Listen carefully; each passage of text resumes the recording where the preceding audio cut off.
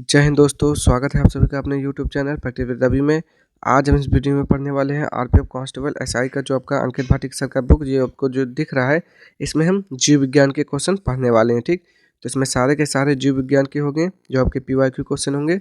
तो जल्दी से आप लोग एक बार रिविजन कर लीजिएगा, ठीक, ताकि आपको एग्जाम में कुछ ना कुछ इसमें मदद मिल सके। ठीक, क्योंकि आपका रेलवे के एग्जाम में पीवाईक्यू क्वेश्चन जरूर पूछ लेता है। तो चलिए स्टार्ट करते हैं। और यदि आप लोग चैनल पहली बार हैं तो प्लीज़ चैनल को सब्सक्राइब कर लीजिएगा। ठीक, चलिए पहला क्वेश्चन से देखेंगे यहाँ पे क्या लिखा हुआ है, बताएंगे। यहाँ पे पहले का आंसर क्या हो जाएगा, यदि किडनी ठीक से कार्य नहीं कर रही है तो उसमें यूरिया की अतिरिक्त मात्रा इकट्ठी हो जाती है, यह स्थिति कहलाती है। तो क्या कहलाती है बताएंगे। पहले का राइट आंसर तो यूरीमिया कहलाती है। ठीक, यूरीमिया। अगला क्वेश्चन देखेंगे यहाँ पे दूसरा, जीवित प्राणियों में रासायनिक बांड्स के रूप में ऊर्जा के भंडार पाए जाते हैं, ऊर्जा के यह रसायन कहलाते हैं। तो इसे क्या कहा जाता है, जल्दी से बताएंगे। दूसरे का राइट आंसर क्या हो जाएगा, तो ये हो जाएगा आपका option number C, adenosine tri phosphate. अगला क्वेश्चन देखेंगे यहाँ पे नेक्स्ट तीसरा, निम्न में से किस विधि में पुनर्योगज डीएनए को जंतु कोशिकाओं के नाभिक में सीधे प्रविष्ट किया जाता है। तीसरे का राइट आंसर ऑप्शन नंबर क्या हो जाएगा, option number B, micro injection. Question number 4 देखेंगे यहाँ पे, डेक्सट्रोज को सामान्य रूप से किस नाम से जाना जाता है। तो 4 का राइट आंसर हो जाएगा ऑप्शन नंबर ए, ग्लूकोज के नाम से जानते हैं। आगे देखेंगे, पौधों में दिनों रात के प्रति पाई जाने वाली संवेदना का गुण कहलाता है। तो कौन सा गुण होता है बताएंगे पांचवे का, तो फोटोपीरियडिज्म। क्या होता है, फोटोपीरियडिज्म होता है। आगे देखेंगे, दंत की ऊपरी चमकदार सतह क्या कहलाती है। तो 6 का राइट आंसर क्या हो जाएगा, ऑप्शन नंबर बी, जड़ कहलाती है। आगे देखेंगे यहाँ पे सातवां, द्वितीयक जाइलम के हल्के रंग वाले बाह्य छेद को और अन्य किस नाम से जाना जाता है। तो 7वें का राइट आंसर हो जाएगा सैपवुड कहते हैं, सैपवुड कहते हैं। 8वां देखेंगे, अंडाशय के समीप स्थित नली यानी कि फनल के आकार का भाग क्या कहलाता है। तो 8वें का राइट आंसर क्या हो जाएगा यहाँ पे, ऑप्शन नंबर ए, वायु कोष्ठिका। आगे देखिएगा यहाँ पे, इंटेस्टिनल म्यूकोसल इपिथेलियम में कौन सी कोशिका म्यूकस को स्रावित करती है। 9 का राइट आंसर क्या हो जाएगा, ऑप्शन नंबर बी, गॉबलेट कोशिका। आगे देखेंगे यहाँ पे, किसी जीव को केंद्रीय अक्ष से एक समतल द्वारा विभाजित करने पर वह जीव 2 समरूप भागों में बढ़ जाता है, यह डैश कहलाता है। तो 10 का राइट आंसर क्या हो जाएगा, रेडियल सम्मिति कहलाता है। अंग प्रत्यारोपण रोगियों में इम्यूनोसप्रेसिव एजेंट के रूप में कौन सा जैव सक्रिय अणु प्रयोग किया जाता है। तो 11 का राइट आंसर क्या हो जाएगा, ऑप्शन नंबर डी, साइक्लोस्पोरिन। आगे देखेंगे यहाँ पे नेक्स्ट क्वेश्चन, आमतौर पर द्विबीजपत्री पौधों की पत्तियों में किस प्रकार की सिरा रचना पाई जाती है। तो 12 का राइट आंसर हो जाएगा ऑप्शन नंबर सी, जाल वाली सिरा रचना। 13 का बताएंगे, निम्न में से कौन सा अंग आयनों को नियंत्रित कर रक्त प्लाज्मा को अत्यधिक अम्लीय अथवा क्षारीय होने से बचाता है। तो 13 का राइट आंसर क्या हो जाएगा, ऑप्शन नंबर बी, ब्रेक हो जाएगा। आगे देखेंगे यहाँ पे क्वेश्चन नंबर 14 का राइट आंसर बताइए यहाँ पे, कैंसर के इलाज में बाह्य विकिरण थेरेपी में निम्न में से किसका उपयोग किया जाता है। तो देखते हैं यहाँ पे कोबाल्ट होगा, कुछ कोबाल्ट 60 हो जाएगा। ठीक, क्या हो जाएगा, कोबाल्ट 60 हो जाएगा। आगे देखेंगे यहाँ पे, पीली क्रांति किसके उत्पादन की वृद्धि से संबंधित है। तो पीली जो होता है वो तिलहन के उत्पादन से संबंधित है। ठीक, तिलहन के उत्पादन से। 16 का बताएंगे यहाँ पे, बी लिम्फोसाइट्स हमारे रक्त में रोगाणुओं से लड़ने के लिए प्रोटीन रचित परत का उत्पादन करते हैं, इन प्रोटीनों को डैश कहा जाता है। तो 16 का राइट आंसर एंटीबॉडीज बोलते हैं। क्या बोलते हैं, एंटीबॉडीज बोलते हैं। रेशम फाइबर के उत्पादन के लिए रेशम कीड़े के पालन को डैश के रूप में जाना जाता है। तो क्या बोलते हैं, रेशम कीट पालन को क्या बोलते हैं, जल्दी से बताएंगे। एपी कल्चर तो मधुमक्खी पालन से संबंधित होता है, सेरी कल्चर। ठीक, रेशम के लिए सेरी कल्चर होता है। क्या होता है, सेरी कल्चर। आगे, फूलों का मादा प्रजनन अंग निम्नलिखित में से कौन सा है। तो क्या बोलेंगे, जायांग हो जाएगा 18 का राइट आंसर। बिल्कुल सही, ये जायांग होता है। आगे देखेंगे 19, यूरिक अम्ल के ठोस कणों के जमाव के कारण हुई जोड़ों में सूजन को डैश कहा जाता है। 19 का राइट आंसर क्या बोलेंगे, वातरक्त गाउट बोलते हैं। कार्बोहाइड्रेट जो जल अपघटन में मोनोसैकेराइड्स की 2 से 10 इकाई तक उत्पन्न करता है, डैश कहलाता है। क्या कहलाता है, ओलिगोसैकेराइड्स। देखते हैं यहाँ पे 20 का राइट आंसर क्या हो जाएगा। तो बिल्कुल सही है, ओलिगोसैकेराइड्स बोलते हैं उसे। आगे देखते हैं, कट अथवा चोट के स्थान पर कुछ समय के बाद थक्का अथवा कागलम लाल भूरे रंग का मैल जम जाता है। यह डैश तंतुओं का एक जाल होता है। किसका होता है, जल्दी से बताएंगे। 21 का राइट आंसर फाइब्रेंस का जाल होता है। आगे देखेंगे यहाँ पे 22, पौधों में अंडाशय के भीतर अंडाणुओं की व्यवस्था को क्या कहा जाता है। तो 22 का राइट आंसर क्या हो जाएगा, ऑप्शन नंबर बी, अपरन्यास कहलाता है। ठीक, अपरान्यास कहलाता है। आगे देखेंगे 23, शीर्ष ग्रंथि क्या स्रावित करती है। तो 23 का राइट आंसर हो जाएगा ऑप्शन नंबर बी, मेलाटोनिन। आगे देखेंगे यहाँ पे, कोशिका में राइबोसोम की खोज किसने की थी। तो कोशिका में राइबोसोम की खोज किसने की, जॉर्ज पायलट ने की थी। आगे देखते हैं 25, जीव विज्ञान की वह कौन सी जीव विज्ञान की वह कौन सी शाखा है जिसके तहत ऊतकों का अध्ययन किया जाता है। तो उसे बोलते हैं ऊतक विज्ञान बोलते हैं। वह खाद्य श्रृंखला जिसमें पहला स्तर पौधों के साथ उत्पादक के रूप में शुरू होता है और अंतिम स्तर पर के रूप में मांसाहारी उपभोक्ता के साथ समाप्त होता है, कहलाता है। तो 26 का राइट आंसर जल्दी से बताएंगे आप लोग, क्या कहलाता है, क्या कहलाता है। तो उसे बोलते हैं ग्रेजिंग खाद्य श्रृंखला, ग्रेजिंग खाद्य श्रृंखला बोलते हैं। आगे, एंजियोस्पर्म में अपने बीज में एक से अधिक भ्रूण पैदा करने की घटना को डैश कहा जाता है। तो क्या कहा जाता है, 27 का राइट आंसर पोलियम ब्रायोनी कहा जाता है। ठीक, पोल एम ब्रायोनी। आगे देखेंगे यहाँ पे, विटामिन ई का रासायनिक नाम क्या होता है। तो बताएंगे यहाँ पे, विटामिन डी का तो कैल्सीफेरॉल होता है, तो विटामिन ई का टोकोफेरॉल हो जाएगा, टोकोफेरॉल। आगे देखते हैं, मकड़ी के अध्ययन को क्या कहते हैं। तो मरकटक विज्ञान बोलते हैं। कुत्ते में गुणसूत्रों की संख्या कितनी होती है। 30 का राइट आंसर बताना है, कुत्ते में गुणसूत्रों की संख्या कितनी होती है। तो 30 का राइट आंसर क्या हो जाएगा, 39 जोड़ी होती है। बिल्ली में पूछेगा तो 19 जोड़ी होती हैं, मनुष्य में पूछेगा तो 23 जोड़ी होती हैं।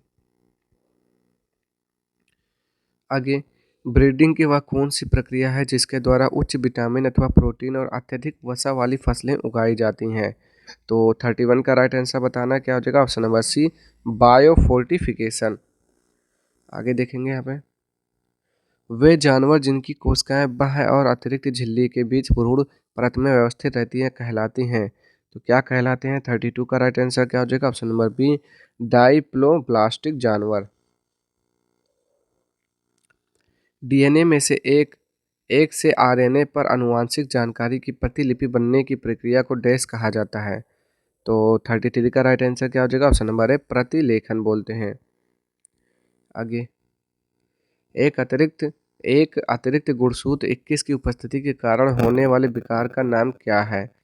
34 का राइट आंसर बताएंगे, डाउन सिंड्रोम। स्त्रीलिंग चौराहों पर महिलाओं में परागकणों का स्थान क्या है। तो 35 का राइट आंसर क्या हो जाएगा, परागण। डैश श्वसन ऑक्सीजन की सहायता से ऊर्जा उत्पादन की एक प्रक्रिया है। तो 36 का राइट आंसर बताएंगे, क्या हो जाएगा, वायवीय। निम्नलिखित में से कौन सा लैक्टिक एसिड का प्राकृतिक स्रोत है। तो लैक्टिक एसिड किसमें होता है, दूध में होता है।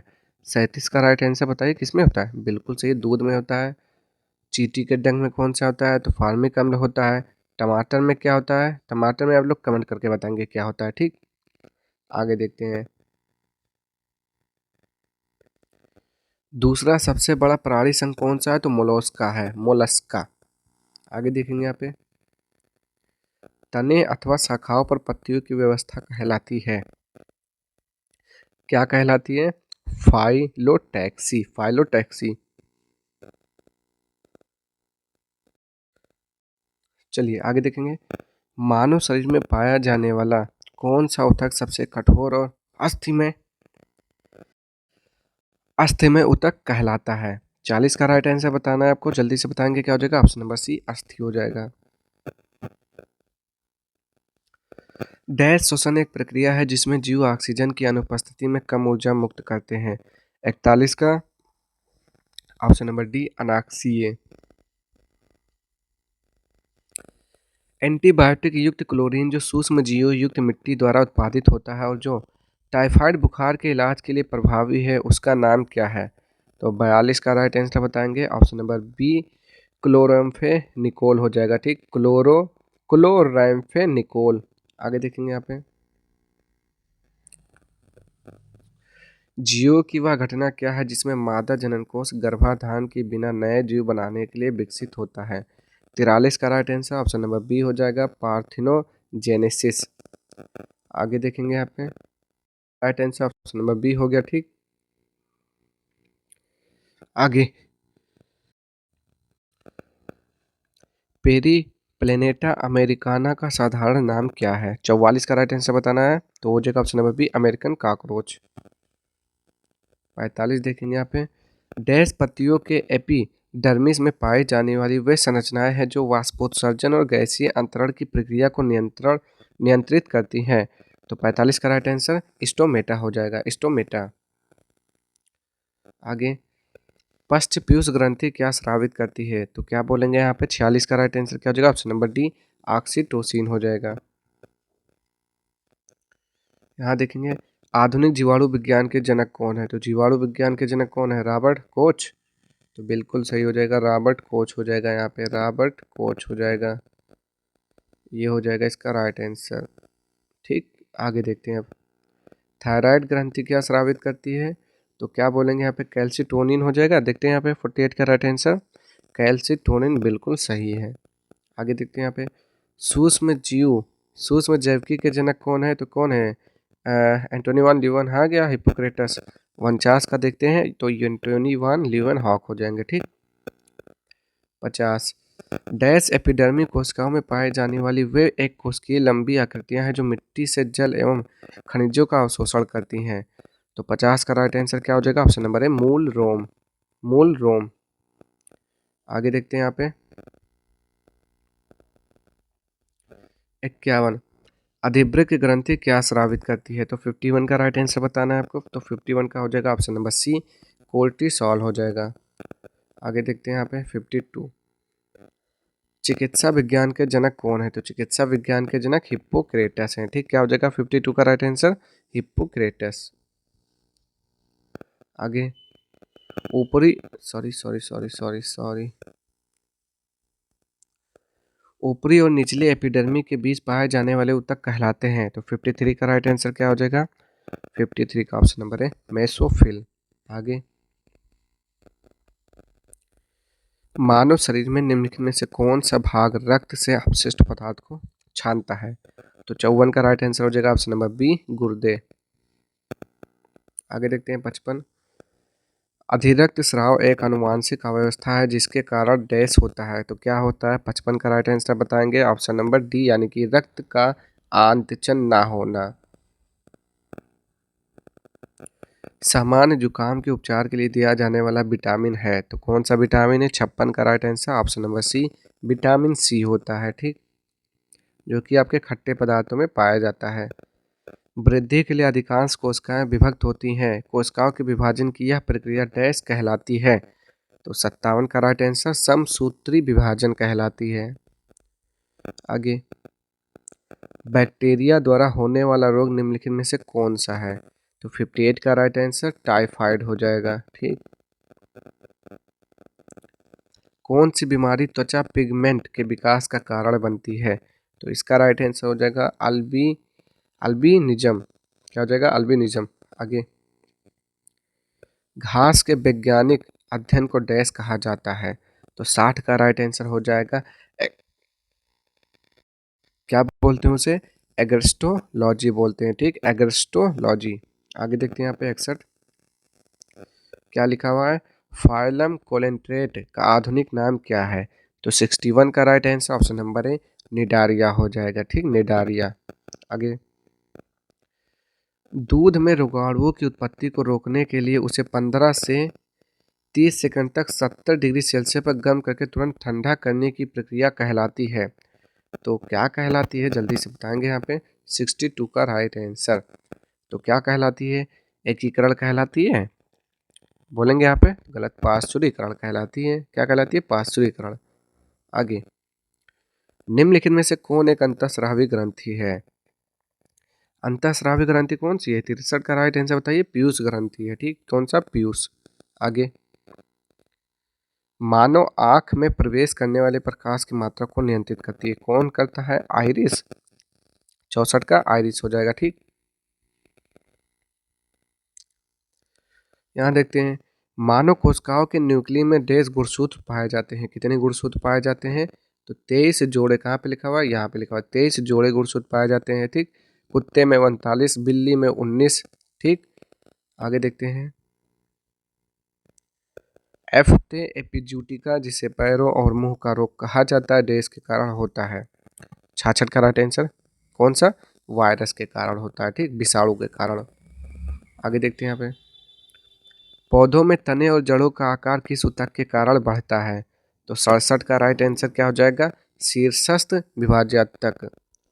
आगे देखेंगे, मनुष्य में जब एक्स गुणसूत्र वाला एक शुक्राणु अंडे को निषेचित करता है तो युग्मनज डैश के रूप में विकसित होता है। तो क्या बोलेंगे? मादा शिशु होता है या फिर नर शिशु होता है? तो 68 का राइट आंसर क्या हो जाएगा? मादा शिशु होता है। आगे, निम्नलिखित में से कौन सा रोग बैक्टीरिया द्वारा नहीं होता है? तो बैक्टीरिया द्वारा कौन सा नहीं होता है? हेपेटाइटिस ए नहीं होता है ये। आगे देखते हैं, मानव की आवाज का उत्पादन डैश में कंपन के कारण होता है। तो स्वर रज्जु में कंपन के कारण होता है। 70 का बिल्कुल सही है, स्वर रज्जु। 71, निम्न में से कौन सी ग्रंथि इंसुलिन पैदा करती है? तो क्या बोलेंगे? अग्नाशय ग्रंथि। 71 का राइट आंसर बिल्कुल सही है। आगे, निम्न में से किसमें झिल्ली से बंधे कोशिका अंगक मेम्ब्रेन बाउंड सेल ऑर्गेनेल्स नहीं होते हैं? तो 72 का राइट आंसर क्या हो जाएगा? ऑप्शन नंबर बी प्रो, क्या हो जाएगा? प्रोकैरियोट्स हो जाएगा। महिलाओं में पाए जाने वाले लिंगी गुणसूत्र कौन से हैं? तो इसका हो जाएगा ऑप्शन नंबर सी हो जाएगा XX, और पुरुषों में XY होता है। जल जनित बीमारी निम्न में से कौन सी है? तो जल जनित बीमारी सबसे पहले क्या आ जाएगा यहाँ पे? सॉरी, एक मिनट, कहाँ गया? जल जनित बीमारी कौन सी है? कालरा, टीबी, मलेरिया, खसरा। बताएंगे यहाँ पे 74 का राइट आंसर तो कॉलरा होता है। आगे देखते हैं 75,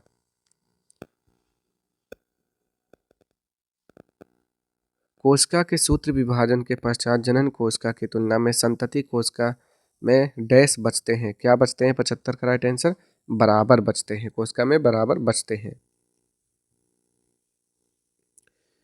निम्नलिखित में से कौन सा DNA का कार्यात्मक भाग है? तो 76 का राइट आंसर क्या हो जाएगा? वंशाणु। आगे देखते हैं यहाँ पे, इनमें से कौन सा एंटीबायोटिक नहीं है? तो 77 का राइट आंसर बताएंगे कौन सा नहीं है? तो पैरासीटामोल जो है एंटीबायोटिक नहीं है। आगे, रोग उत्पन्न करने वाले सूक्ष्म जीवों को डैश कहा जाता है? तो क्या कहा जाता है? 78 का रोगजनक बोलते हैं।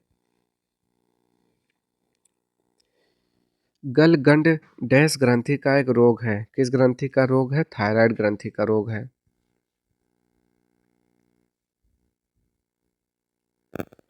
निम्नलिखित में से कौन डेंगू वायरस का वाहक है? तो क्या होता है? मादा एनोफिलीज मच्छर होता है। 80 का राइट आंसर बताइए। तो मादा एडीज मच्छर होता है। ठीक, डेंगू का। निम्न में से खेती की एक आधुनिक विधि कौन सी है? तो 81 का राइट आंसर बताइए, हो जाएगा ऑप्शन नंबर डी जैविक उर्वरक हो जाएगा। 82, ऐसी प्रक्रिया जिसके द्वारा एक जीवित पौधे की कोशिका का ऑस्मोसिस के द्वारा पानी कम हो जाता है और सिकुड़ जाता है, उसे डैश कहा जाता है? तो उसे बोलते हैं प्लाज्मोलिसिस बोलते हैं। आगे, जल निकायों में मेंढकों द्वारा थायरॉक्सिन हार्मोन के उत्पादन के लिए निम्नलिखित में से किसकी आवश्यकता होती है? तो 83 का राइट आंसर बताना है, वो होता है आयोडीन। आगे, हेपेटाइटिस का परिणाम है, तो इससे क्या होता है जल्दी से बताएंगे। 84 का राइट आंसर, तो यकृत का सूजन होता है। पिट्यूटरी ग्रंथि डैश से जुड़ी है, तो ये तो मस्तिष्क से जुड़ी ग्रंथि है। आगे देखते हैं, चेचक का टीका किसने विकसित किया था? तो चेचक के टीके का आविष्कार एडवर्ड जेनर ने किया था। किसने? एडवर्ड जेनर ने किया था। आगे देखते हैं, निम्न में से कौन सी बीमारी वायरस के कारण नहीं होती है? तो वायरस के कारण कौन सा नहीं होता है, जल्दी से बताएंगे। 87 का राइट आंसर, वो हो जाएगा 87 का बिसुचिका हो जाएगा, बिसुचिका। पुरुष में कौन से सेक्स जीन मौजूद होते हैं? तो पुरुष में XY होता है, ठीक। 88 का राइट आंसर XY होता है। विटामिन B3 का रासायनिक नाम क्या है? तो क्या होता है? 89 का राइट आंसर बताएंगे यहाँ पे, तो 89 का ऑप्शन नंबर सी नियासिन हो जाएगा। आगे देखते हैं यहाँ पे, किसी दिए गए क्षेत्र का पशु जीवन कहलाता है, तो क्या कहलाता है? फौना कहलाता है। क्या कहलाता है? फौना। कैट में गुणसूत्रों की संख्या कितनी होती है? तो ये तो मैंने बताया 19 जोड़े। और बिल्ली में हो गया, डॉग में यानी कि 39 होता है। मनुष्य में 23 होता है, ठीक। ये सब याद रखेंगे आप लोग। ऊतकों के अध्ययन को डैश कहा जाता है? क्वेश्चन सारा रिपीट हुआ है, ऊतक विज्ञान बोलते हैं। क्षय रोग और टीबी रोग डैश के कारण होता है? तो ये किसके कारण होता है? तो ये तो बैक्टीरिया के कारण होता है ना, बिल्कुल सही है, बैक्टीरियल। कोशिका के नाभिक का आविष्कार किसने किया था? तो 94 का राइट आंसर क्या हो जाएगा? रॉबर्ट ब्राउन ने। आगे देखते हैं यहाँ पे, स्फिग्मोमैनोमीटर का प्रयोग डैश को मापने के लिए किया जाता है? तो 95 का रक्तचाप मापने के लिए किया जाता है इसका प्रयोग। आगे, डैश चिकित्सा विज्ञान की वह शाखा है जो गुर्दे का अध्ययन से संबंधित है, तो उसे क्या बोलते हैं? नेफ्रोलॉजी बोलते हैं। 96 का बिल्कुल सही है, नेफ्रोलॉजी बोलते हैं उसे। पेनिसिलिन की खोज किसने की थी? तो अलेक्जेंडर फ्लेमिंग ने की थी पेनिसिलिन की खोज। नेक्स्ट और लास्ट, निम्नलिखित में से कौन सा भाग कोशिका अंगक के बिजली घर के रूप में कार्य करता है? तो कोशिका का बिजली घर माइटोकॉन्ड्रिया को बोलते हैं, ठीक। बिजली घर किसे बोलते हैं? माइटोकॉन्ड्रिया को बोलते हैं, ठीक। तो ये थे आज के आपके सारे इंपॉर्टेंट क्वेश्चन, 98 थे जो आपके जीव विज्ञान से संबंधित है, ठीक। इसमें सारे आपके RPF SI हो गया, RPF कांस्टेबल, जितने भी क्वेश्चन पूछे गए हैं, यानी कि 98 क्वेश्चन पूछे गए थे इधर हाल फिलहाल में, तो सारे क्वेश्चन यहाँ पे कवर हो गए हैं। तो आप लोग एक बार पढ़ के जरूर जाइएगा, ठीक। और आप लोगों को वीडियो पसंद आया तो प्लीज़ चैनल को लाइक से सब्सक्राइब कर दीजिएगा। मिलते हैं नेक्स्ट वीडियो में ऐसे ही प्रैक्टिस सेट के साथ, तब तक के लिए जय हिंद, जय भारत।